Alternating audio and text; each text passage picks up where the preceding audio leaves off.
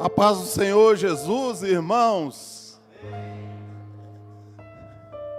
Não tem como a gente ficar inerte a tudo isso, né? Então é com muito temor e tremor que a gente se coloca aqui diante de vocês nesta manhã, porque essa santidade de Deus, ela é sentida, os nossos corações são tocados e influenciados por ela. Vamos orar comigo aqui, estende as suas mãos sobre a minha vida. Santo, santo, santo, santo é o Senhor. Diante da tua presença, todo joelho se dobrará, toda língua confessará que Jesus Cristo é o Senhor. Bendita seja a tua glória, bendita seja a tua presença, Senhor. Foi o Senhor que nos elegeste, foi o Senhor que nos escolheste, Senhor, permitindo que nós chegássemos diante da tua presença, Senhor. Tu conheces a minha estrutura, sabes que sou pó, miserável homem que sou. É pela tua graça, é pelo seu poder, é pela sua misericórdia, Senhor, que nós nos colocamos aqui. A tua palavra não retorna para ti vazia. Ela faz tudo antes que lhe apraze e prospera naquilo que foi designada, Senhor. Em nome de Jesus, que haja curas. Em nome de Jesus, que haja libertações. Em nome de Jesus, que haja quebrantamento dos nossos corações. Como eu preciso de Ti, Senhor. Como eu preciso da Tua graça, Senhor. Fala mais uma vez comigo a palavra que Tu colocaste no meu coração. Preciso agora da Tua orientação para transmitir ao Teu povo, Senhor. O Senhor sabe as razões, o Senhor sabe os porquês, mas nós desconhecemos, mas nós cremos no poder da Tua palavra, em nome de Jesus. Amém? Quando as esperanças desvanecem, e não aparecendo, havia já alguns dias, nem o sol, nem estrelas, caindo sobre nós grande tempestade, dissipou-se afinal toda a esperança de salvamento. Os irmãos podem se assentarem, que a doce paz do Senhor Jesus Cristo esteja e continue com cada um de nós. Aos nossos amigos internautas, sejam bem-vindos a essa transmissão. Receba também a afetação da graça e da misericórdia e da santidade de Deus em suas vidas. Qual é a sensação que nós nos sentimos quando estamos só? Às vezes nós nos sentimos sozinhos no meio da multidão. Você pode até questionar, mas como é isso? Nós temos uma cidade como a nossa cidade de São Paulo, que ela tem 11.451.245 pessoas. Como pode a gente se sentir só em meio a essa multidão? É como num sonho também, irmãos. Quando nós estamos caindo no nada, você flutua numa queda livre, você não sabe aonde você vai parar, e é uma sensação muito terrível. Faz tempo que eu não tenho um sonho ou um pesadelo como esse, mas só sinto a segurança quando há essa flutuação no sonho, quando eu me coloco na segurança do meu colchão. Existem outras sensações humanas de solidão, sensações humanas de vácuo, né? Nós temos, e alguém chegou a dizer que esse vazio interior que nós temos só pode ser preenchido com a presença de Deus. Então, só Deus pode preencher o seu coração, só Deus pode arrancar do seu coração toda a desesperança, o abandono, o medo, bem como também a solidão. Nós vamos estar trabalhando hoje um pouco sobre esse tema, o que fazer quando as esperanças desvanecem. Existe hoje um trabalhar da desesperança em nós. Esse trabalhar é através das vias circunstanciais da nossa vida, né? Então, nós sentimos esse trabalhar de desesperança. E isso vem tentando fazer ausentar a esperança, a confiança que, naturalmente, todos nós temos no nosso Senhor Jesus Cristo. Então, essa desesperança, ela vai trazer algumas sensações momentâneas para a sua vida cristã. Isso tem se tornado comum, porque nós vemos essa sociedade doente que nós temos vivenciado nesses dias loucos. Então, essas doenças da alma, nós estamos vendo aí um aumento significativo da síndrome do pânico, da depressão e entre outras doenças atuais. Então, nós vamos falar um pouco, a palavra hoje vai tratar de 276 pessoas ou seres humanos. Essas pessoas, elas chegaram num estágio mais alto da desesperança. Essas pessoas, elas estão à deriva, desviaram a rota, elas estão sendo conduzidas por ventos contrários, ao invés de seguirem em frente a este bordo, ou bombordo, ou de proa em proa, como diz a linguagem náutica, eles estão neutralizados, eles estão inertes pelos ventos contrários. O que a gente pode fazer quando nós estamos nesses ventos contrários que a gente não consegue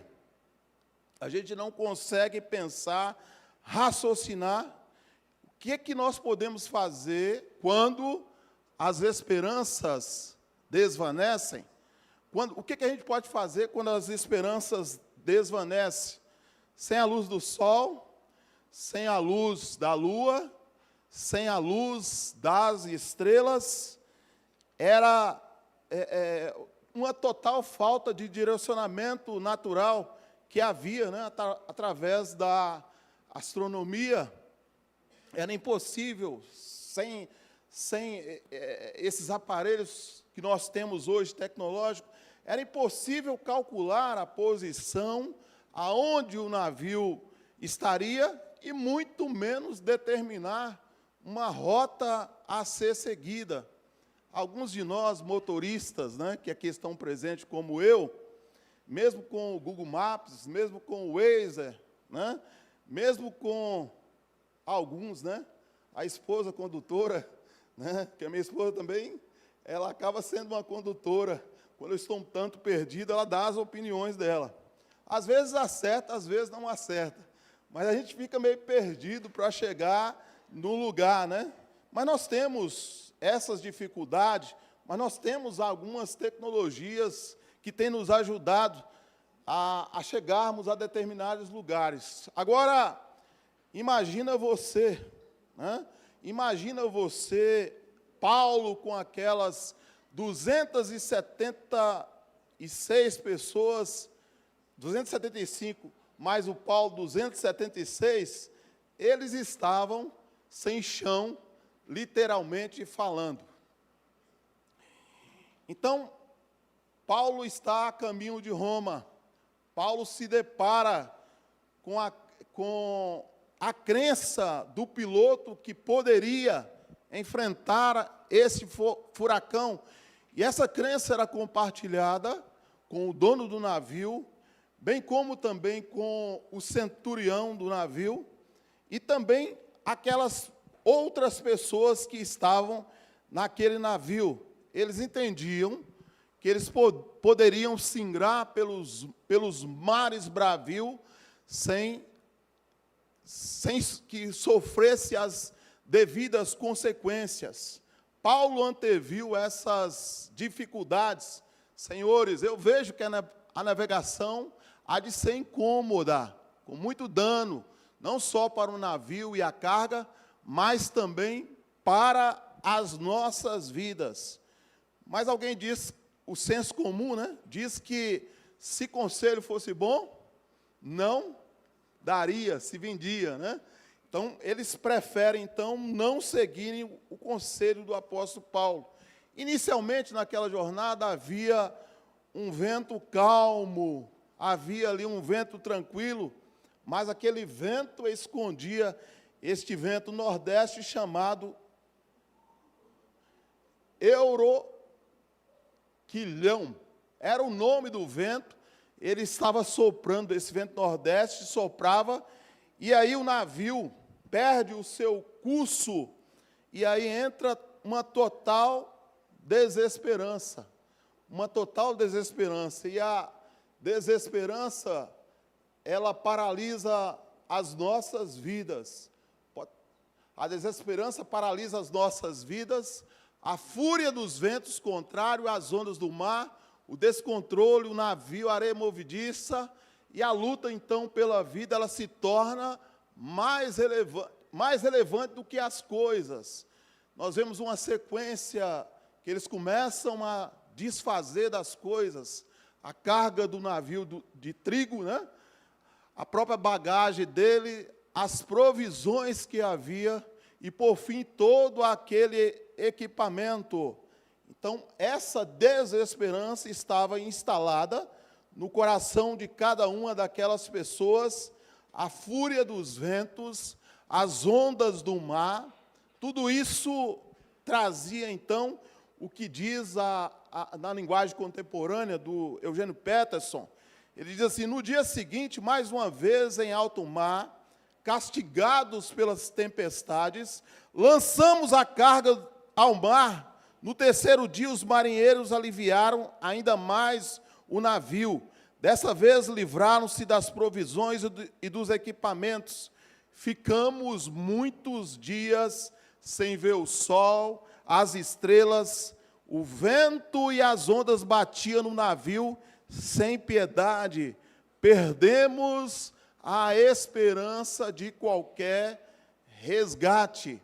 Quando as esperanças desvanecem, o aflito crente vai orar. Quando as esperanças desvanecem, perto da meia-noite, Paulo e Silas cantavam hinos a Deus e os outros presos escutavam. E, de repente, sobreveio um terremoto naquela prisão e todas as portas se abriram. Nossa fé está no extraordinário. Quando você perde as suas esperanças, possa ser que eu esteja falando com alguma pessoa hoje que tenha perdido a esperança, mesmo acreditando em Jesus. Pode ser que algum dos nossos amigos internautas tenha perdido a esperança, mas quando essas esperanças desvanecem, é o momento de Deus agir de forma extraordinária na sua vida. Eu quero viver o extraordinário de Deus. Você já viveu o extraordinário de Deus, nós vivemos o extraordinário de Deus. A sua fé precisa estar no extraordinário de Deus. Ela precisa ser real, ela precisa ser mais forte do que os teus argumentos na hora que as fúrias dos ventos contrários vêm te açoitar. Creia nesta manhã no extraordinário, no sobrenatural, porque a sua hora vai chegar. Tenha esperança, tenha fé no extraordinário de Deus. Jesus está no barco. A presença de Jesus no barco não vai significar as ausências das tempestades. A presença de Jesus no barco, mesmo com todas as percas que nós tivermos pelo caminho, Ele vai nos dar, com a sua presença, vida eterna, vida com abundância. Esse é o significado de Jesus estar no nosso barco. Jesus é aquele que ainda diz, Ele diz aos ventos e às ondas bravias do mar: aquieta-te, porque para Deus nada é impossível. Seja a situação que você estiver vivendo, o sobrenatural de Deus pode alcançar a sua vida, como tem alcançado a minha vida e a vida de muitos dos irmãos que nós vemos a esperança, né? Mesmo em meio a tantas dificuldades. Hoje é um dia de nós reafirmarmos a nossa fé. Mas o senso comum diz: a esperança é a última que morre. Só que a palavra de Deus não diz assim. A palavra de Deus vai nos dizer que agora, pois, permanecem a fé, a esperança e o amor. O maior é o amor. 1 Coríntios 13:13. Mas dá para nós falarmos isso, né? Dá para nós fazermos essa reafirmação: a minha esperança não morre, porque ela está firmada em Jesus Cristo. Vamos falar? Vamos falar bem alto para o pessoal, os nossos amigos internautas escutarem? A minha esperança não morre. Ela está firmada no nosso Senhor Jesus Cristo. No meio do caos da desesperança, Paulo faz um uso de uma expressão proverbial. Jesus, em Lucas 21:18, Jesus já havia dito essa expressão: mas nenhum fio de cabelo da cabeça de vocês cairá. Jesus fala isso. Lucas 21:18. Paulo vai reafirmar neste momento tão crucial, neste momento de desesperança. Paulo diz assim: vamos comer, nós não podemos enfraquecer fisicamente.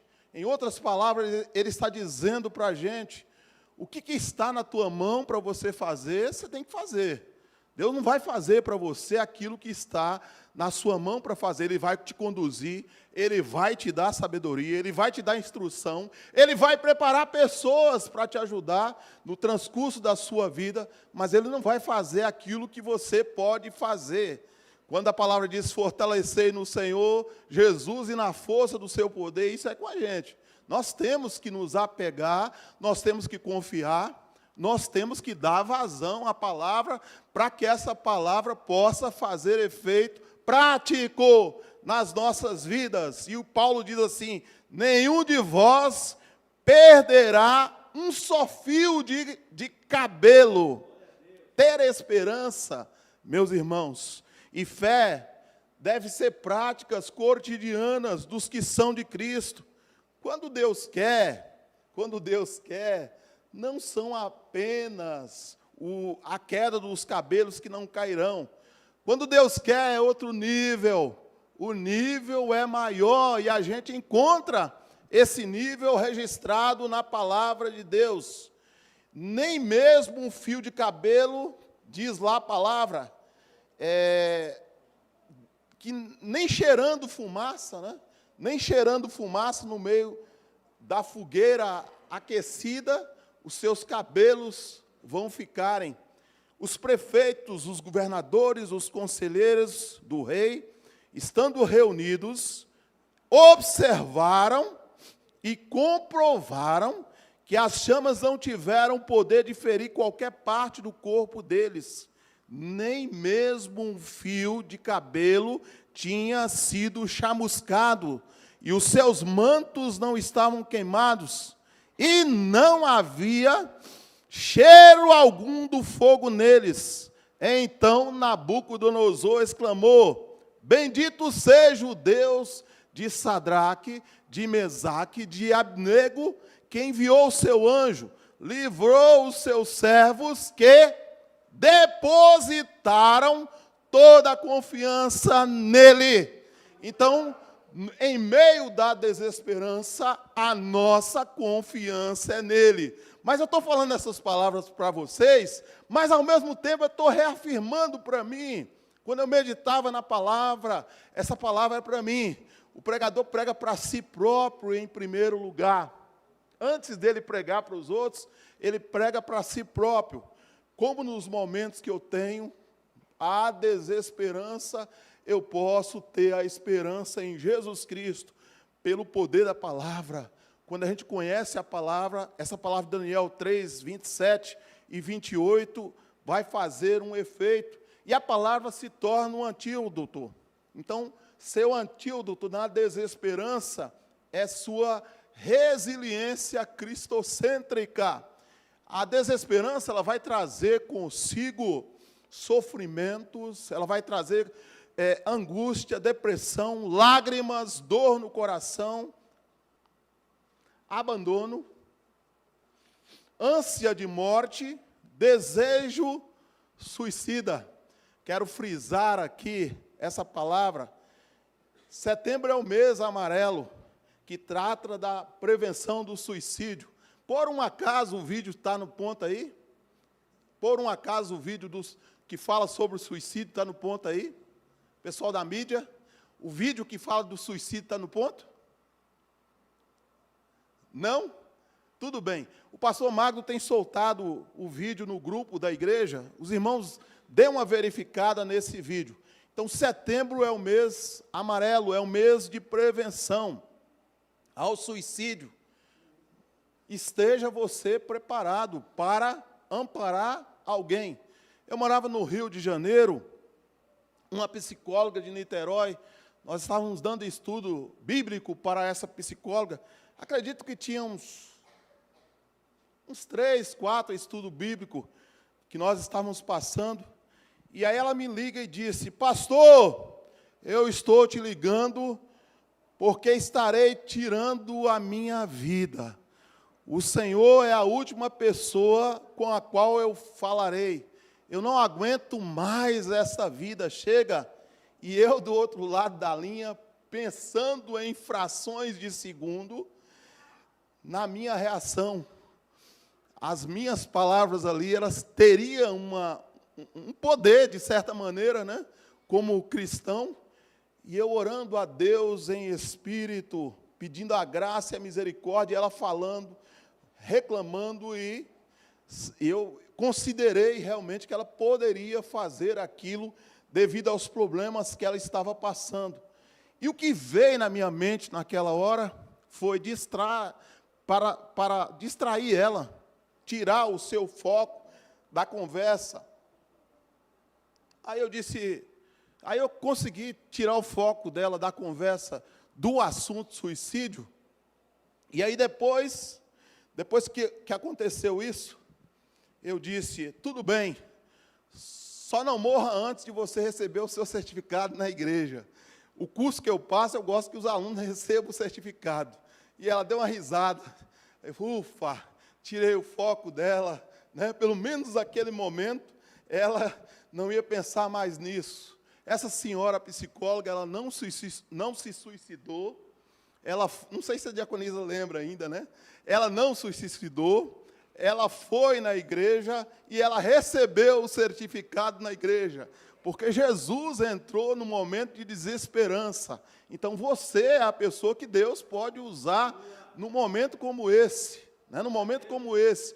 Não que nós tenhamos capacidade de uma situação tão assim agonizante como essa, né? Uma dor psicológica de uma pessoa, como que você vai poder atender de forma satisfatória isso? O Espírito é o Espírito que nos dá sabedoria para que venha a palavra naquele momento.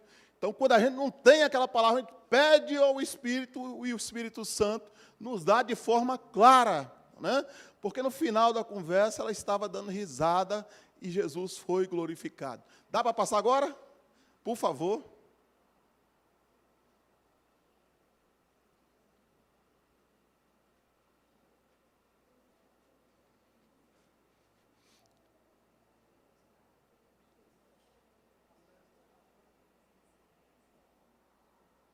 Desculpa.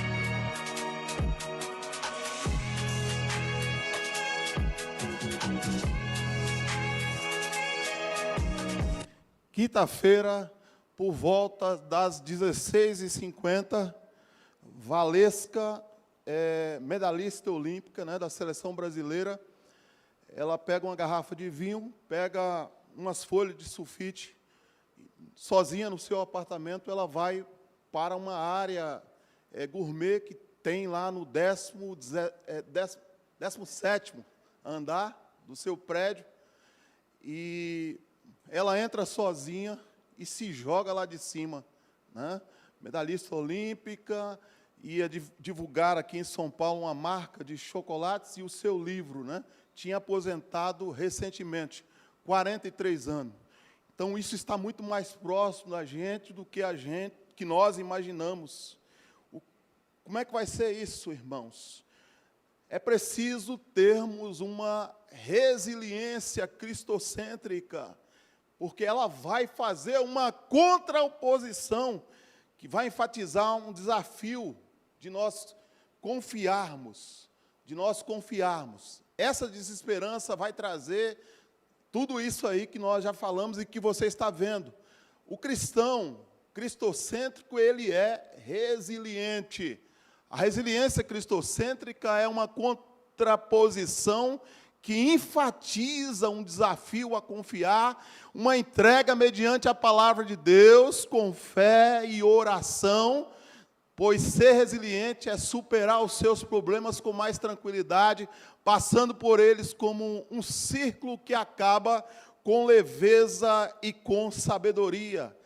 Sua dor vai passar, Jesus é poderoso, Jesus é maravilhoso, Jesus é conselheiro, Jesus é Deus forte, Jesus é o Pai da eternidade, Jesus é o príncipe da paz, no mundo vós tereis aflição, mas seja resiliente, eu venci o mundo, né? Seja resiliente, eu venci o mundo.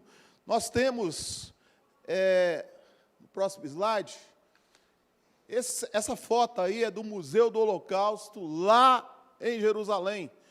Esse museu aí, ele é cheio de círculo, e é escuro, né? É fúnebre, é lúgubre. Por quê? Porque conta uma realidade, escancara uma realidade. 6 milhões de judeus foram mortos no Holocausto. Mas sempre existe uma luz no fim do túnel. No fim do túnel desse museu, há uma claridade. Tem mais fotos, aqui não deu para colocar mais fotos, mas tem umas fotos que no fim desse túnel aí aparece um céu azul maravilhoso, né? Eles fizeram isso de propósito para trazer uma reafirmação, né? Mesmo sendo formado por subsolos e túneis escuros com curvas que o visitante deve percorrer. No fim do túnel existe uma luz. No fim do túnel existe uma luz. Isso é resiliência. Isso é superação humana. Apesar de tudo, eu acredito na bondade humana. Anne Frank, morta em 1945, lá na Alemanha. Nós temos, então, o apóstolo Paulo.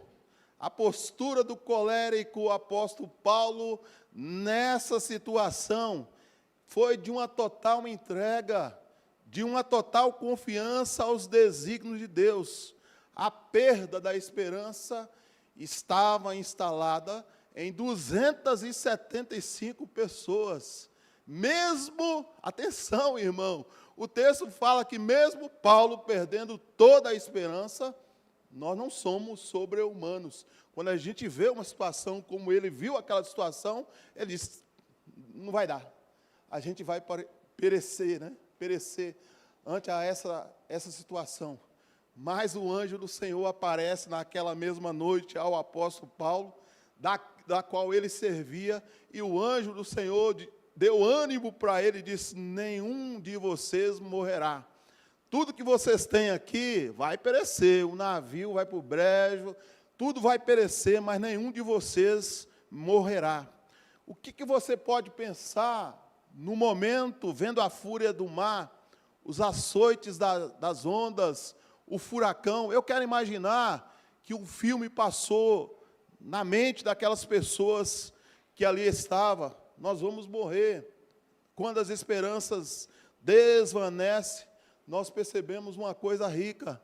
Percebemos que nós todos somos iguais, né? Ali havia o comandante do navio, ali havia o dono do navio, ali havia os tripulantes, havia os presos daquele navio, mas todos nós somos iguais ante a situações extremas. Tendo dinheiro, não tendo dinheiro, sendo rico, sendo pobre, nós somos iguais. É só a gente voltar um pouquinho neste momento do Covid que nós tivemos aí. Como o Covid nos igualou, né? Como o Covid nos igualou como humanos que somos. A esperança desvalecida, ela faz desfalecer, mas a sua fé em Cristo faz um novo alvorecer. Então, nós precisamos vencer com Cristo no nosso cotidiano. Aquela frase atribuída àquele poeta português pessimista, né? Diz, navegar é preciso, né? Viver não é preciso. O cristão que já teve a sua morte, o seu novo nascimento com Cristo, em quaisquer circunstância, ele é um cristão, e é um cristão cristocêntrico resiliente. O seu antídoto na esperança é total esperança em Cristo. E a esperança não traz confusão, porque o amor de Deus está derramado em nossos corações pelo Espírito que nos foi dado. O seu, o meu, o nosso diferencial. Cristo, meu caminho, meu amor maior. Cristo é a solução para todas as células e partículas do meu corpo físico, alma e mente. Sim, você é um resiliente cristocêntrico. Você tem a vida eterna. Você tem a eternidade com Deus. Você faz parte do povo da superação. Porque através do sangue vicário derramado na cruz do Calvário pelo nosso Senhor Jesus Cristo, nós, em todas as coisas, nós somos mais do que vencedores, porque Ele nos amou. Justifica que nós possamos estar vencendo. Não é o momento de você parar. Não é o momento de você negociar a sua fé, a sua esperança. É o momento de você assumir uma postura de filho de Deus. Cristo em vós, esperança de glória. Colossenses 1:27. Só que, por um outro lado, Existe aqueles que insistem na desesperança. Poderíamos citar alguns filósofos da linha pessimista. Tem um que eu tive aula com ele, chamado Leandro Carnal. O cara é carnal mesmo. No resumo do que ele falou, ele disse assim: nós estamos caminhando para nos tornar um pequeno carvão ou um punhadinho de cinzas e nada mais. Eu disse, que tristeza, né? É só isso que você tem para me oferecer? Mas a fé não é de todos, a palavra diz. Então, aquela aula só serviu para que a minha fé fosse revitalizada, para que eu fosse fortalecido, porque o sentido da minha vida é Cristo. E sem Cristo a minha vida não tem sentido. Então, esses poetas, né, esses filósofos, né, da linha pessimista, trágica, teve um da Bíblia também, que é o Salomão também, né? Só que Salomão, com todos os erros que ele cometeu na vida, ele teve uma postura, ou ele retorna àquela sua postura. O vazio e a ânsia, a preocupação, a reflexão, de que valeu a minha vida, naturalmente o medo que antecede a morte pairou naquele navio, a vida dos seus tripulantes, pois quando o avião está caindo, não existe ateu. Todos somos iguais. A tragédia alcança, então, 276 pessoas embarcadas naquele navio. Só que em terra firme, hoje, todos nós estamos seguros, né? O que você pode aprender com esse texto da palavra de Deus? Nós dizemos pela palavra de Deus que a sua esperança, a sua esperança deve estar firmada em Jesus Cristo. A sua fé, ela é resistente, ou ela precisa ser resistente aos furacões, aos ventos contrários, terremotos, cânceres, doenças variadas. Paulo estava seguro porque ele era um cristão resiliente, ele era um cristão cristocêntrico. Cristo estava presente em toda a vida do apóstolo Paulo, corpo, alma e mente. Ele diz, de quem eu sou e a quem eu sirvo, esteve comigo neste momento de desesperança. Muitas das vezes, Deus não resolve o nosso problema, nós não sentimos a solução imediata da parte de Deus, só que Deus coloca um bálsamo no nosso coração, Deus coloca uma tranquilidade no nosso coração, ao ponto, mesmo aquela situação de desesperança, nós somos renovados através do poder de Deus, nós nos alegramos no Espírito Santo, mesmo com todas as dificuldades. Tem um texto lá em Tessalonicenses, que eles receberam a palavra com muita luta, com muita tribulação, mas com muito gozo e regozijo do Espírito Santo nos seus corações.